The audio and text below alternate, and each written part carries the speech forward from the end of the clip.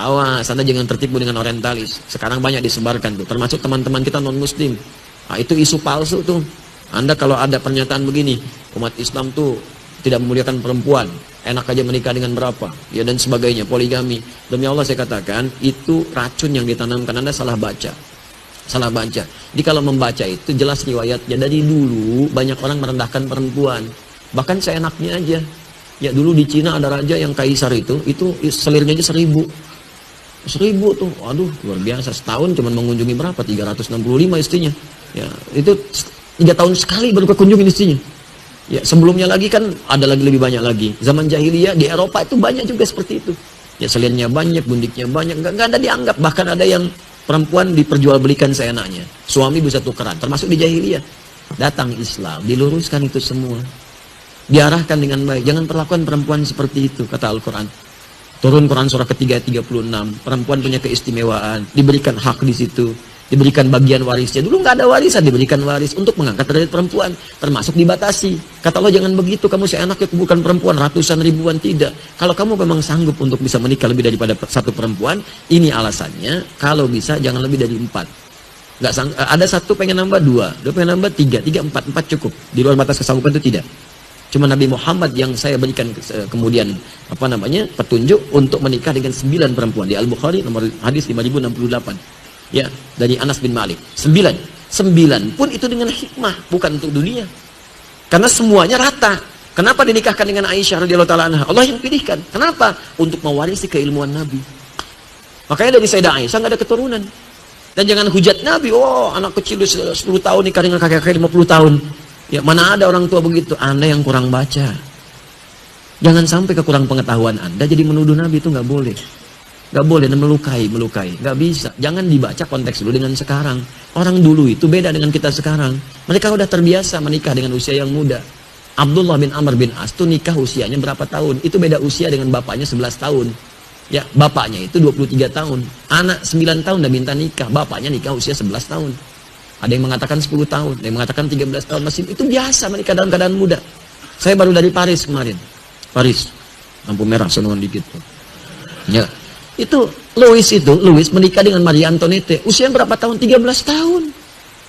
Itu di Eropa. Itu biasa. Saya tanya begini deh, di zaman-zaman dulu ya. Raden Ajeng Kartini, era Kartini. Berapa usianya saat dipinggit? Masih belia kan? Dipinggit kemudian baru lantas dinikahi dalam usia baliknya. Ya, mengandung, melahirkan, meninggal dunia. Itu kan usia yang sangat muda. Apa Anda menertawakannya? Coba saya tantang sekarang. Siapa yang berani melecehkan Kartini, pahlawan nasional? Ayo bicara sekarang. Anda akan dihukum, banyak orang menyoal pahlawan nasional. Sekarang manusia biasa saja, Anda tidak bincangkan karena takut dengan manusia. Kenapa Anda berani kemudian menyoal Rasulullah SAW dengan Sayyidah Aisyah? Anda siapa? Kalau nggak paham ilmu jangan bicara. Kalau nggak paham ilmunya belajar dulu, takut khawatir salah ucap. Karena itu jangan sembarangan mengatakan sesuatu. Di konteks dulu, dibaca dulu, dilihat dulu apa hikmahnya. Ternyata dipilih yang paling belia ini, kemudian setelah balik baru diajak berumah tangga, hidup berumah tangga, itu untuk belajar kehidupan fikih di rumah tangga. Bagaimana mandinya Nabi di rumah tangga, bagaimana bangun tidurnya, bagaimana saat Nabi kemudian menyantap makanan. Kan hadisnya banyak dari Sayyidah Aisyah. Ternyata Aisyah anak yang cerdas. Setelah dewasa disampaikan semua itu, jadilah guru. Jadi guru Sayyidah Aisyah meriwayatkan hadis-hadis Nabi yang jarang didapatkan yang di luar rumah. Sebab gak semua orang bisa masuk rumah.